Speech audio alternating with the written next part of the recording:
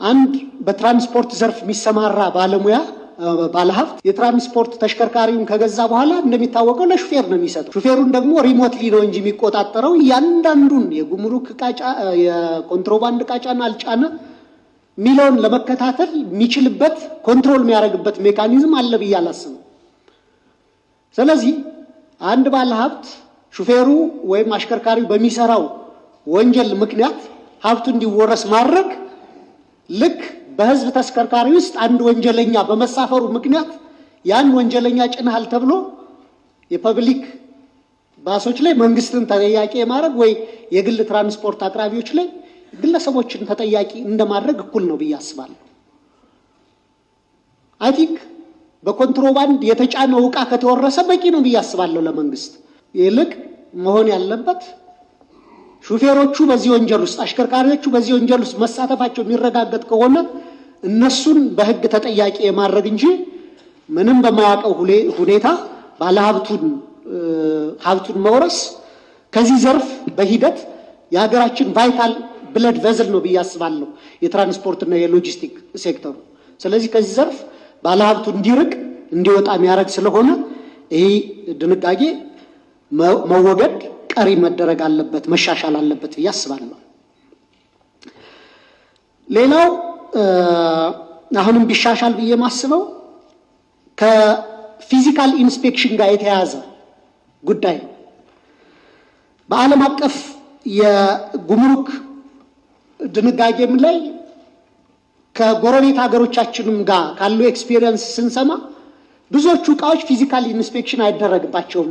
ሌሎች ሀገሮች ሪስክ አሰስመንት ይሰራና ሪስኪ የሆነ ዕቃ ካለ ብቻ እዛ ላይ ተመርኩዞ ነው አሰስመንት የሚሰራ እንጂ ብዙ እንደዚህ አይነት አሰስመንት የለም። የኛ ግን ኦልሞስት 100% በሚባል ደረጃ እያንዳንዱ የካስተም አሰሰር ኢንስፔክሽን ባለሙያ ኢንስፔክት አድርጎት ነው የሚያልፍና ይህ ህግን ተከትለው ከፍተኛ ግብር የሚከፍሉ ባለሀብቶችን ጭምር ላልተገባ እንግልት የሚያጋልጥ ነው ብዬ አስባለሁ። ስለዚህ ኢንስፔክሽን ላይ በወደብና በፍተሻ ማዕከላትም ከፍተኛ መጨናነቅ የሚፈጥረው ሁሉም ዕቃዎች ኢንስፔክት ተደርገው አሰስ ተደርገው ስለሚወጡ ነው። ስለዚህ አትሊስት ትልልቅ ባለሀብቶች ትልልቅ ነጋዴዎች በታማኝነት ግብራቸውን የሚከፍሉ ነጋዴዎች ከነዚህ አይነት ሩቲን ከሆኑ ኢንስፔክሽን ነፃ የሚደረጉበትን ስርዓት መዘርጋት የኢንስፔክሽን ስርዓቱን ሰስፔክት የሚደረጉ ሬድ ፍላግ የሚያበሩ ጫኞች ጋር እንዲያተኩር ቢደረግ የሚል እሱ እንደው የሚካተትበትን ሚንስ መፈለግ ብንችል የሚል ሐሳብ አለ። ሌላው ጉዳይ እንደሚታወቀው ኢትዮጵያ የወርልድ ትሬድ ኦርጋናይዜሽን አባል ለመሆን ሙከራ እያደረገች ነው። ከአፍሪካ ነፃ ንግድ ቀጠናም ጋር አባል ነች። በዚህ ማሻሻያ አዋጅ ግን እና በበፊቱም ላይ ያልተካተተው ለአፍሪካ ሀገሮች ጋር ያለንን ንግድ ማሳደግን ታሳቢ አድርገን ከዲዩቲ ፍሪ ፕሪቪሌጅ የምንሰጣቸው እኛም የምንቀበላቸው ሀገሮች ጋር እሱን የተመለከተ ምንም ድንጋጌ አላየሁም። ስለዚህ ይህም ጉዳይ በልዩ የጉምሩክ ስነ ስርዓት በዚህ ውስጥ ተካቶ እዚህ ማሻሻያ ላይ ማካተት ብንችል ኢንተር አፍሪካ ትሬድን ለማሻሻልና ዓላማውንም ለማሳካት ያስችላል ብዬ አስባለሁ። የተወረሱ ንብረቶች ድሮ ለቻሪቲ ኦርጋናይዜሽን ነው ገቢ የሚሆነው ለበጎ አድራጎት ድርጅት ማለት ነው የፋይናንስ ሚኒስቴር በሚያወጣው መመሪያ መሰረት። አሁን ግን ጉምሩክ ለራሴ የውስጥ አቅም ግንባታ ላውል የሚል አቅርቧል። ሀሳቡ በሀሳብ ደረጃ መጥፎ ነው የሚል ነገር የለኝም። ምክንያቱም ቴክኖሎጂ መታጠቅ አለበት፣ ዘመኑ የሚዋጀውን አቅም መፍጠር አለበት ከአሰራር አንጻር ማለት ነው። በጣም መዘመን ስላለበት ከዚህም የተሻለ ወርልድ ትሬድ ኦርጋናይዜሽን ሜምበር ለመሆኑ አመልክተን እየሄድን ስለሆነ ማለት ነው። ነገር ግን እኛ እንደ አጋጣሚ ሆኖ እንዲህ የሚገኙ ገቢዎች ላይ ኮንፍሊክት ኦፍ ኢንተረስት በብዛት ስለምናይ የኢትዮጵያ ኢኮኖሚ ባይዜ ትልቅ ኢኮኖሚ ነው፣ ላይም ኢኮኖሚ ነው በኢስት አፍሪካ ላይ። በዛው መጠን ባደግን ቁጥር የኮንትሮባንድ ስራም ፎርሙ ቀይሮ በጣም ኮምፕሊኬትድ ሆኖ እንደሚበዛ ግልጽ ነው። ስለዚህ ብዙ ቃል እንወርስ ነው፣ ብዙ ቢሊዮን ገንዘብም የማግኘት እድሉ ከፍ ይሆናል በዛ ዘርፍ ማለት ነው። አሁን እኔ ጥያቄ ለኮሚሽኑ የሚለው ቃል ኮሚሽኑና በዚህ ጉዳይ ለተሳተፉ አካላት ካላልን ፌዴራል ፖሊስ በሞራል ይህን ጉዳይ ማስፈጸም ላይ ላይሳተፍ ነው፣ ኒስ ሊቀንስ ነው። ምክንያቱም ህይወት ሰጥቶ ኮንትሮባንድን የሚይዝ አካል አለ። እነዛን ተቋም ሁሉ በሚያካትት ሁኔታ ካላካተትን ጋፕ ይፈጥራል የሚል ስጋት ስላለኝ አንድ እሱ ቢታይ፣ ሁለተኛ በኮንትሮባንድ የጫኑ ተሽከርካሪዎች ስለመውረስ የተገለጸው ላይ አንድ አሳሳች ቃል ነው ብዬ ስላሰብኩ ነው።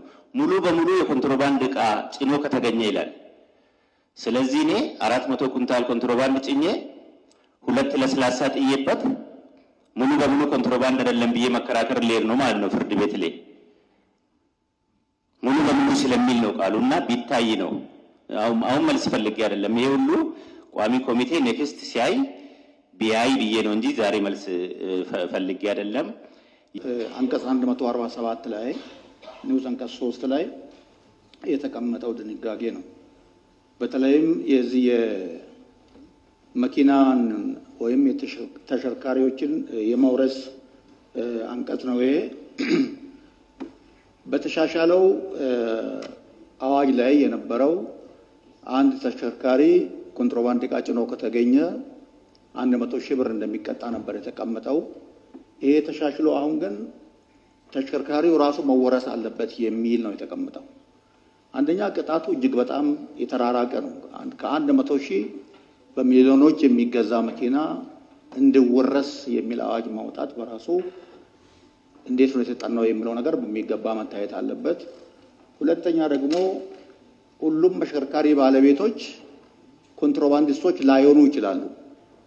ብዙዎቹ ሆን ብለው ለኮንትሮባንድ ብለው ተሽከርካሪ ገዝተው የሀገርን ኢኮኖሚ እያቀጨጩ የማይገባቸውን ሀብት ለማግኘት የሚጥሩ ያሉትን ያህል ጀኒዩን የሆኑ ተሽከርካሪዎቻቸውን ለትክክለኛ ንግድ ገዝተው ለአሽከርካሪ ሰጥተው አሽከርካሪ ከኮንትሮባንዲስቶች ጋር በመመሳጠር በአሽከርካሪ ላይ ተጨማሪ አካላቶችን በማስገባትና በሌሎችም አይነት ስራዎች አሽከርካሪውን ለኮንትሮባንድ ስራ ሊያውል ስለሚችል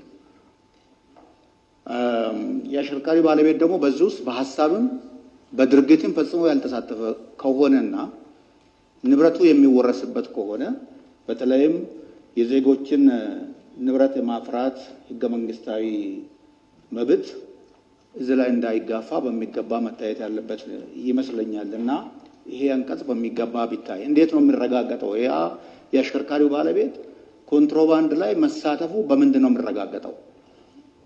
አንቀጽ 3 ሐመሮሃ ላይ ባለቤቱ ንብረቱን በምን ጉዳይ ላይ እንዳሰማራ ማስረጃ ማቅረብ አለበት የሚል ነገር ቀርቧል። እንደዚህ አይነት አሰራር አለ ወይ በሀገራችን ላይ ለዚህ የሚያበቃ? እንደዚህ አይነት ቴክኖሎጂ ወይም ደግሞ እንዲህ አይነት አሰራር ውስጥ አለ ወይ? ኋላ ለፍርድም ለውሳኔም አስቸጋሪ እንዳይሆን ይሄ በሚገባ ማታየት አለበት።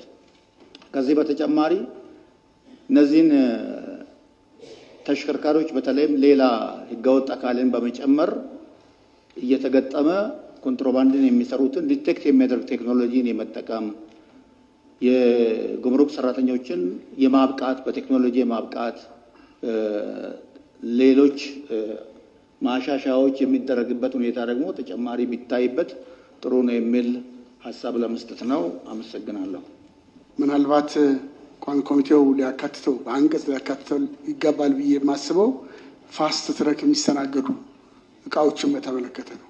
ፋስት ትረክ የሚስተናገዱ መድኃኒቶች ይኖራሉ፣ ክትባቶች ይኖራሉ፣ ራዲዮ አክቲቭ ኤሌመንት ያላቸው ነገሮች ይኖራሉ። ጉምሩክ በቆዩ ቁጥር የሚበላሹ ቮለታይል የሆኑ ጋዞች ይኖራሉ፣ ለትላልቅ ማሽን የሚመጡ እነዚህንም የፋስት ትረክ መስተንግዶን በተመለከተ ለሚበላሹ እቃዎች አንድ አንቀጽ የሚቀመጥበትን አኳኋን ቢያየው። ለምን እነዚህ ሀገር ሀብቶች ናቸው፣ በውድ ነው የሚመጡት።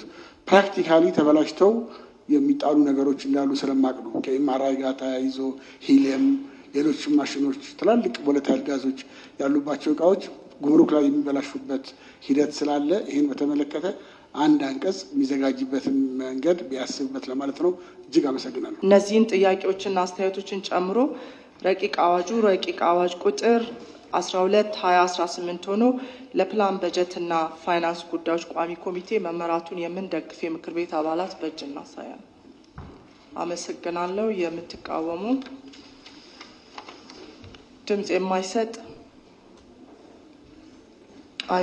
የለም። ስለዚህ በዚሁ አግባብ ረቂቅ አዋጅ ቁጥር 9/2018 ሆኖ ለፕላን በጀትና ፋይናንስ ጉዳዮች ቋሚ ኮሚቴ በሙሉ ድምጽ ተመርቷል። የዛሬውን ጉባኤያችንን እዚህ ላይ እናበቃለን። እጅግ አመሰግናለሁ።